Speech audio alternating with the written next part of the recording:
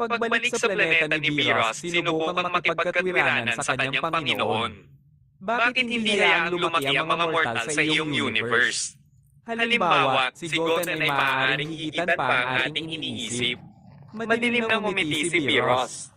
Kung hahayaan ko silang umunlad, banta nila ang aking posisyon. May pabor na si Goku kay Zeno. Maaaring mapili siya o ang kanyang anak para sa isang mataas na upuan at ako ay itatakwil, hindi ko ito isusuko. Natahimik si Whis, alam niyang hindi mababago ang isip ni Beerus. Samantala, sa daigdig sa ilalim ng maliwanag na araw sa umaga, sinimulan ni Goku at Goten ang kanilang lihim na pagsasanay na malayo sa paningin ng lahat. Ang unang misyon, ang pagmaster sa pulang anyo, itulak ito hanggang sa limitasyon nito. Sa panahon ng malupit na mga sesyon, isiniwalat ni Goku ang mga lihim na hindi pa naririnig ni Goten.